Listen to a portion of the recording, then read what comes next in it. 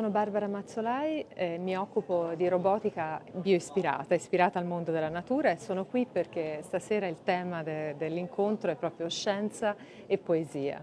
Quindi abbiamo parlato proprio di questi due mondi che sembrano così lontani, ma che in realtà sono molto vicini perché tutti sono appassionati, diciamo, di questo mondo della natura che ci aiuta sia a fare la poesia sia a creare nuovi robot. Sono qui proprio per parlare di questi nuovi robot che stiamo facendo ispirati alla natura, quindi questo è il motivo per cui sono venuta a Seneghe. È un'esperienza veramente bella perché parlare di poesia abbinata alla scienza è un'emozione e è un'emozione anche partecipare a questo festival che è così bello, vivo, no? Quindi mi sono trovata molto bene, soprattutto a Seneghe che non conoscevo, quindi sono venuta apposta per il festival e ho avuto l'opportunità di conoscere anche questo paese che è veramente molto molto bello, come tutta la Sardegna devo dire.